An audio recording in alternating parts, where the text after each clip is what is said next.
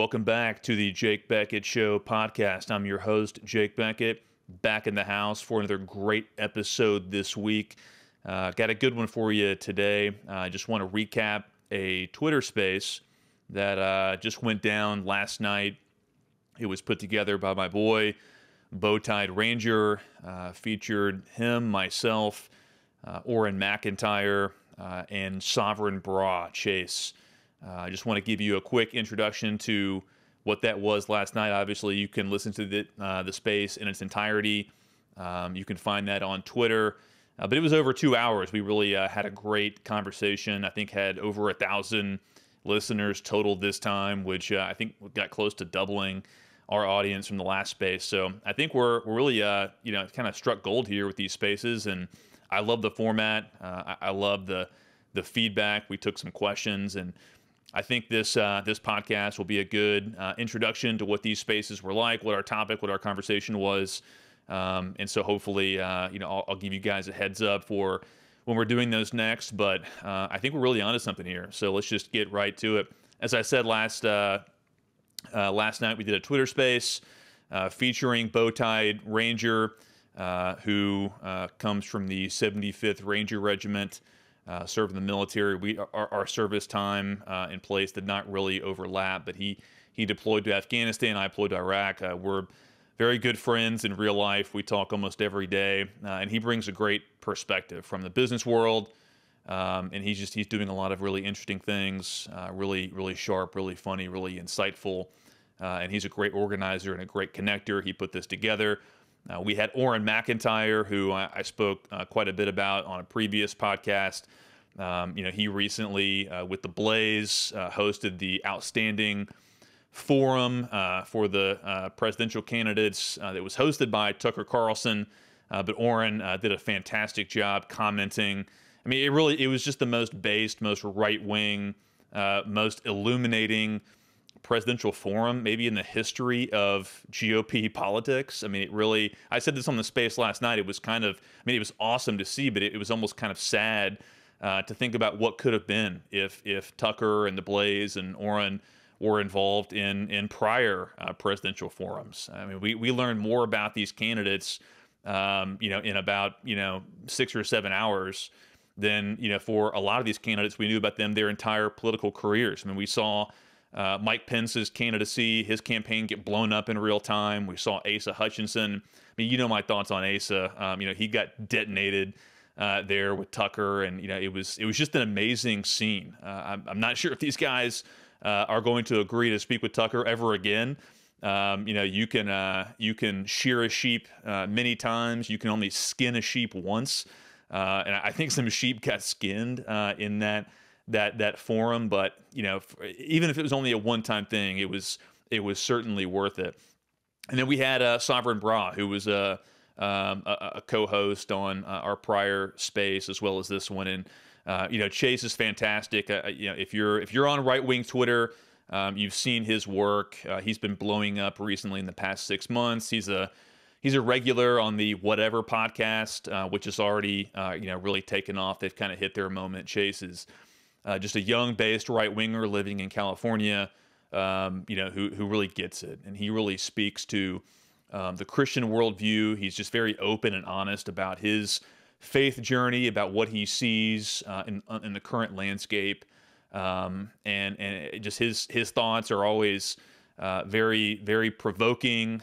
He really is able to speak to the soul of what's the battle that is within our culture, particularly the war that's being waged on young men who are seeking their space, their own vitality from a Christian worldview. So encourage you to check that out. But I'll get right into the overview, the high points, just kind of an outline on what we discussed and some of the questions we took. So, first of all, the overall subject of the space was particularly Oren's thoughts on democracy and kind of what's happening in our political moment. Oren, of course, crushed it. He couldn't stay for the entire time, but he really dominated the first 30 to 45 minutes of discussion and just kind of giving his thoughts overall, a perspective that really is not shared too often, because in modern America, really in the West, as I've discussed before, we're all kind of brainwashed on this concept of democracy. You see the left has, they've started to speak about democracy in a quasi-religious tone, and there are specific reasons for that. Oron very brilliantly laid out the reasoning behind that, why the left loves democracy, of course, because democracy is easily hacked.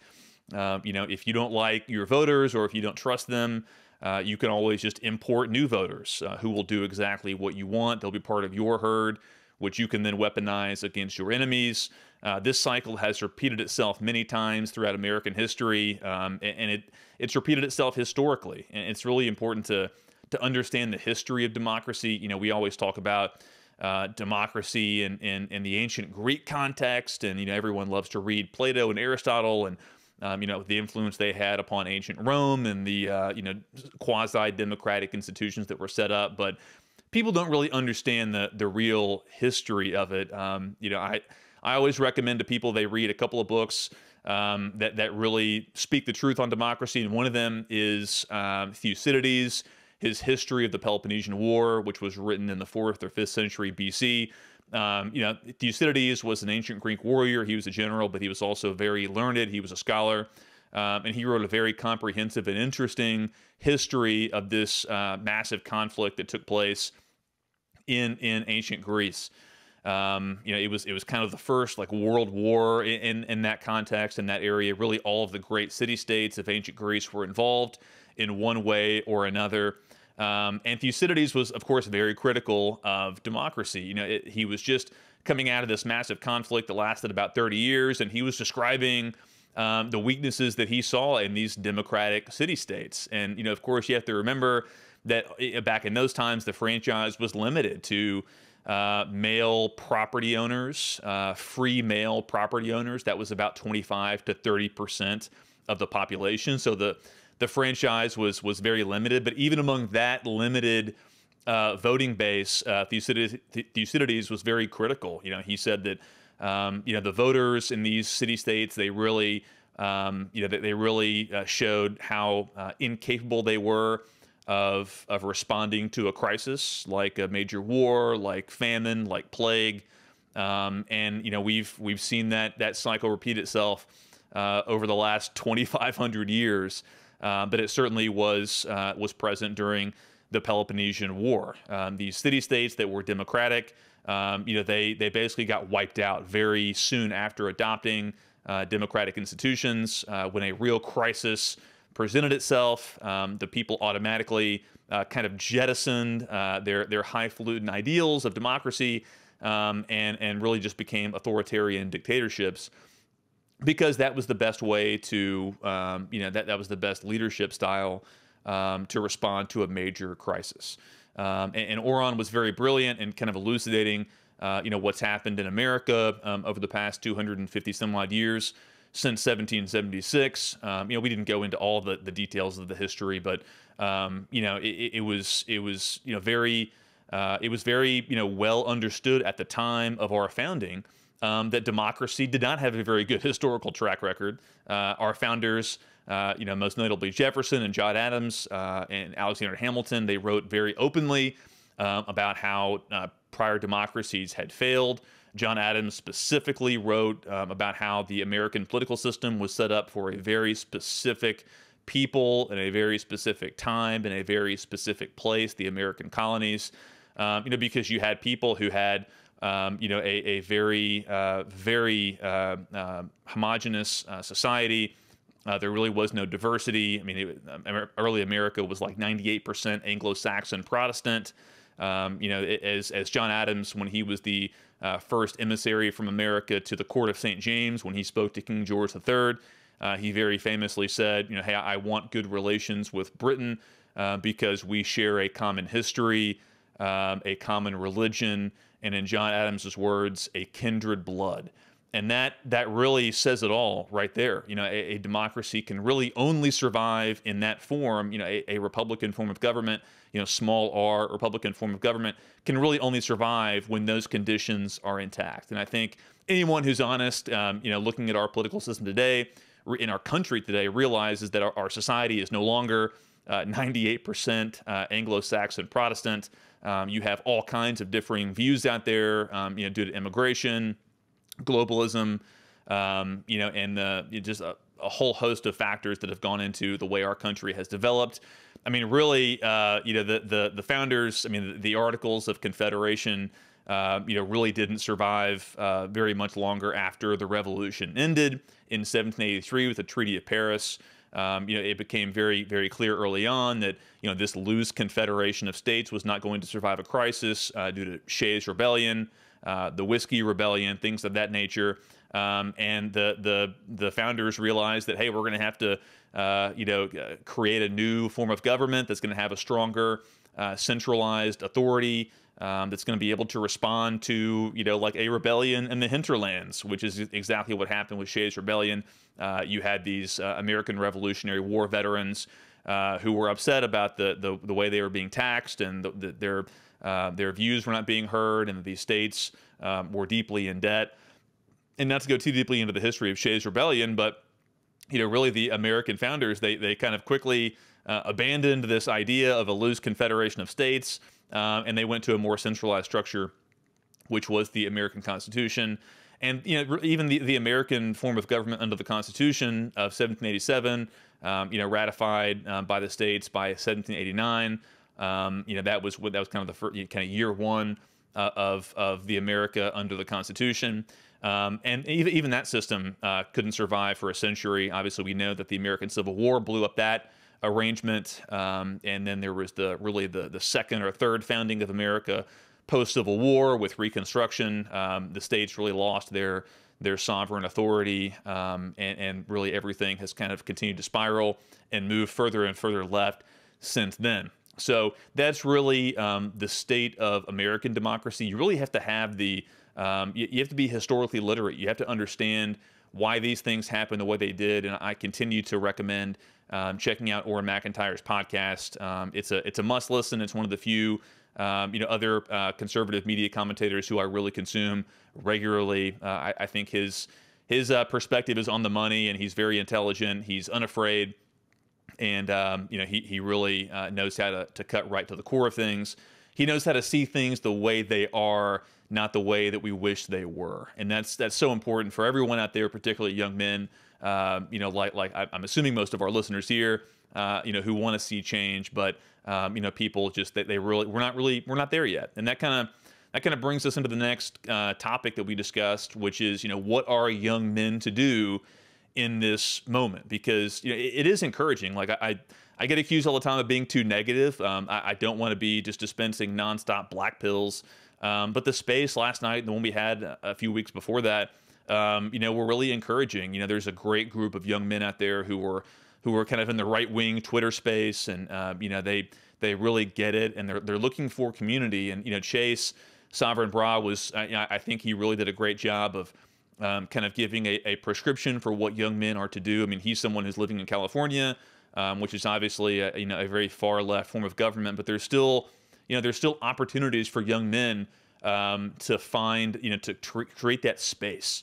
And I think that's really what is lacking these days, is the ability for young, alpha type, non-cucked men to find a group of young hitters who they can fellowship with, who they can go to war with. And the question really is, where do you find those men? And, Chase really hit the nail on the head. There's really two places where you should always start looking.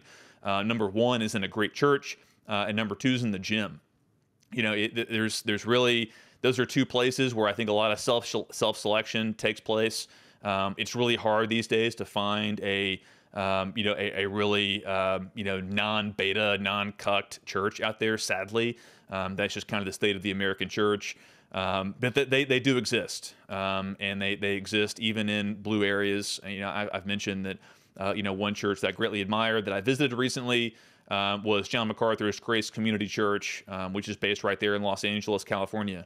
You got to find those areas, you got to seek them out, and I promise you, when you're there and you fellowship and you put yourself out there, you can. It's not going to be too hard to find a core group of young men who believe what we believe, who are searching for what we're searching for, and who are willing to fight for it. And also in the gym, I mean, it's just, one of the things I love about competitive athletics and sports over the years is that, there's so few places in modern American life, modern Western life, where you can't really fake it.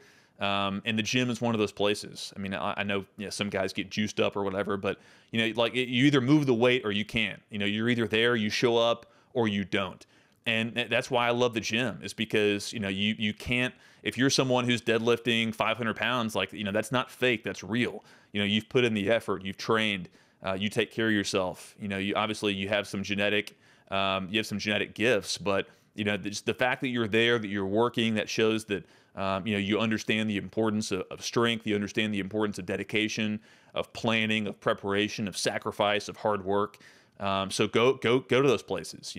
Don't necessarily go to Planet Fitness or whatever. Go find a barbell gym where people are deadlifting and people are squatting heavy, and people are, it might not be the cleanest place or the most sanitary place, okay, but those are the kind of places you should be seeking out, because I promise you, I'm speaking from experience, that's where the young-based right-wing men are going to be hanging out. And that's why you're seeing these articles online, coming from the left, coming from MSNBC. They're calling, right-wing gym culture, fitness culture is racist, is sexist, is evil. Your ears should be perking up. You should be kind of getting a tingle down your spine. The left gets it. I mean, and they will do everything. And I said this on the space last night. They're going to do everything they can to prevent young men from having this shared space. And we didn't quite get to that in all the detail that I wanted to on the space. But the left understands that danger, and so you need to be seeking out those dangerous places, okay? And you've got to be careful. I mean, we spoke about this. There's kind of this fight or flight mentality out there, responding to the modern moment that we're in. Obviously America collectively kind of gave up the fight mentality. I believe in the mid 20th century, that's when the states were really finally conquered. That was kind of the nail in the coffin of states' rights and people having the freedom of association. The Civil Rights Act obviously destroyed all that. And so that really, kind of made it a flight mentality. It was really the only way to cope. And that's why you're seeing, they call it white flight, self-sorting. I think that COVID really accelerated a trend that has already been present in America for a long time, which is self-sorting within red states, going to redder areas, and then people going from blue states to red states. We're seeing that people are abandoning places like New York and California, and they're going to places that they perceive to be right-wing. They're not, we know they're not necessarily right-wing, but, places like Texas and Arkansas and Tennessee and Florida. Obviously, DeSantis has done some good things as governor down there in Florida, really setting the standard for other red state governors to follow. Anyone who follows this space knows that DeSantis has a really uphill climb in the presidential process, going against Trump. That's really a suicide mission. Trust me, I know on that. But I think it is still important to understand the political moment, understand that whoever wins the GOP nomination, that's not really the end-all be-all of politics. We all know that even the experience of America, and that's kind of what Oran was speaking about through democracy. We all know that it really doesn't matter who the next president of the United States is, even if it's a Republican. I mean, look at Reagan, Nixon, George H.W. Bush, George W. Bush.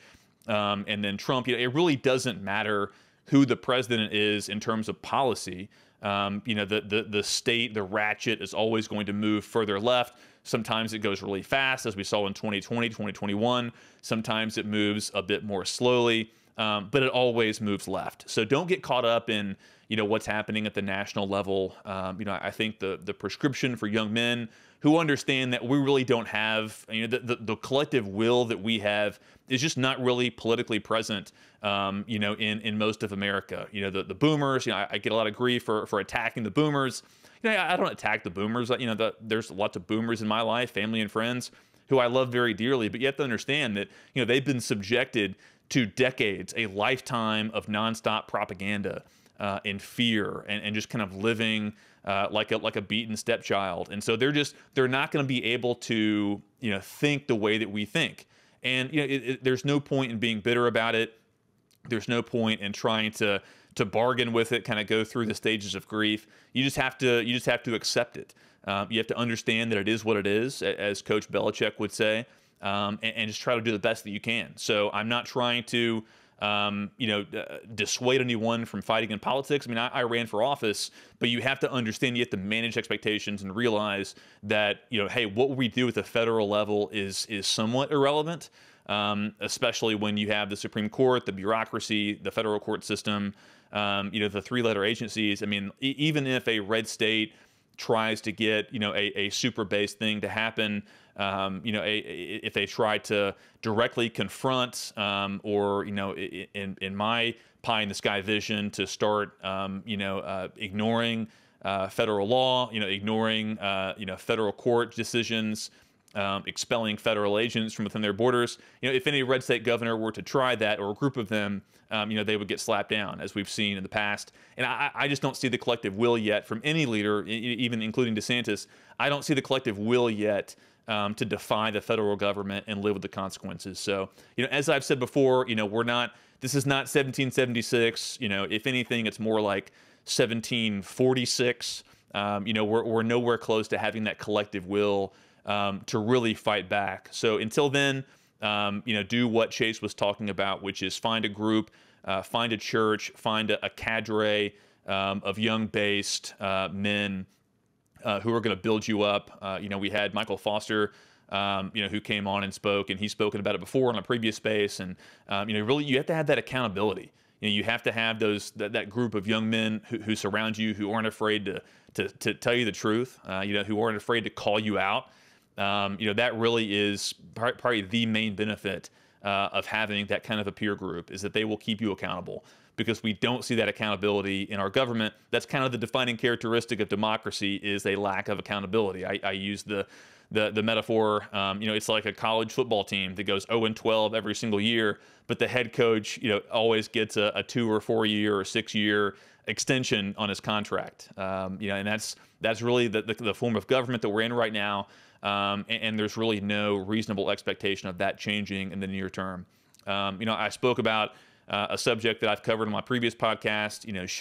Should you let your kids play football? The listeners of this podcast, know my thoughts on that. You should be encouraging your young children or your peers to be engaging in dangerous, not reckless activities, but dangerous activities. I'd put weightlifting in that.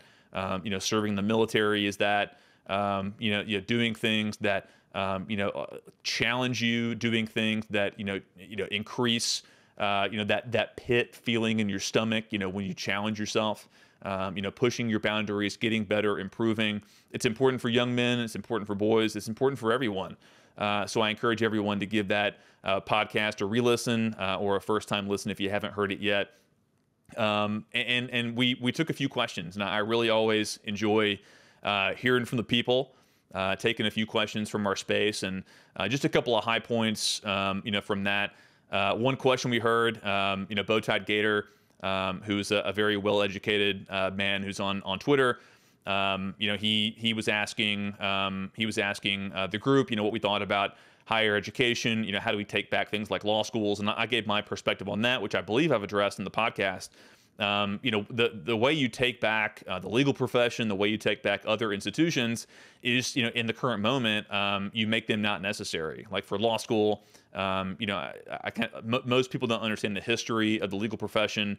Most people, didn't go through to a formal 3-year law school, until kind of the mid 20th century. It was really until the 1960s where nationally, in basically any state, you could sit for the bar exam as a random person off the street. You could pay the fee and try to pass the bar and then get a law license, and you could practice law without having a law degree. Many early Supreme Court justices and federal judges didn't have law degrees. John Marshall, probably the most famous early Supreme Court justice, didn't have a law degree. It also, I love kind of sharing this tidbit that, the Supreme Court, the federal bench, was seen as so powerless and such a waste of time in early America, that presidents like George Washington had a hell of a time finding people who would accept nominations, even to the Supreme Court. So that kind of goes to show you just how different our system is today than the original vision of our founding generation. So one thing that red states should be doing is trying to not require a 3-year a 3-year JD, a 3-year law degree in order to sit for the bar exam. So that way, you could allow young people to kind of arbitrage the system in a way they used to. Like maybe go to the first year or first semester of law school, kind of get the basic knowledge you need for the bar exam, which is mainly first year law knowledge, and then drop out of law school and pass the bar exam and go practice law. That would save you, $200,000 and 2 years of more leftist indoctrination. So I want to see more political candidates and politicians thinking in that way. Another question was, how do we had a bunch of female listeners, which is really interesting. We've noticed that on the past 2 spaces, we have a lot of females who come in and want to hear what we have to say. We had one female listener come in and ask us, how do young-based Christian women find young-based Christian men? And I think that question really speaks to a battle that a lot of young women are facing out there right now. And again, like I think that you have to kind of take Chase's advice. The first things first, like get plugged into a great church. That's probably the best place to look for prospects, especially alpha male type prospects. I don't know about the gym, for young women, but there's men out there. Don't be afraid to utilize social media. I mean, utilize all the assets that are at our disposal in modern life. It's not impossible. Bowtied Ranger is married, very happily married with 2 kids and 1 more on the way. So I mean, it's possible. But in this day and age, you have to look hard, and you have to be selective, and you have to understand the limitations that are placed on marriage and relationships these days. Maybe I can address that in a later podcast. And the last question that I thought was really interesting was it was some form of the question was some form of, are we under a judgment from God? And I think I mentioned that mentioned this question on a previous podcast. I read a really great commentary on the book of Romans by Doug Wilson. He's a pastor of a great church up in Idaho. And he really addressed that question head on. And he would argue that America is under God's judgment. John MacArthur would agree with that premise as well. The same, Paul and many of the early apostles, in their letters that, some later became books of the Bible, they described certain conditions that are present in a society that God is currently judging. And a lot of those same behaviors and warning signs are present in America today. So I'm not going to make a sweeping determination about America being or not being under God's judgment, but it's something you should consider, and you should also understand that Paul specifically warned the church in Rome in his letter to the Romans. He specifically warned them not to rise up against Rome. And Paul's reason for that was, hey, the Roman Empire is under God's judgment, and you don't want to step between God and his judgment on a nation. So it's something to consider, something to consider for people who want to get into politics. It's possible that, by getting into politics at certain levels, you might be, unintentionally stepping in between God and his judgment. Look, I'm not a pastor, I'm not a theologian, but I read pastors and theologians who I respect quite a bit, like Wilson and John MacArthur, and their opinion is that we certainly are under judgment, and so you have to watch out for that prayerfully. But my takeaway from this is, hopefully it's more encouraging, more optimistic. Just take those concrete steps to find an in-person group of young men who can hold you accountable, who you can fellowship with, who you can conquer with, who you can create space with. That's what the enemy fears. That's what the devil fears. That's what our government fears, the left fears the most, is these young men who have shared space and shared goals and shared ideals. And so we have to lean into that. That's not our nature is not to shy away. It's not to back down. Our nature is to put our shoulder to the wheel, to work, to fight, to strive, to sacrifice, to conquer, and to find victory. And so hopefully this is a word of encouragement to everyone out there. I hope you enjoyed this podcast. And until next time, this is Jake Bequette with The Jake Bequette Show, signing off.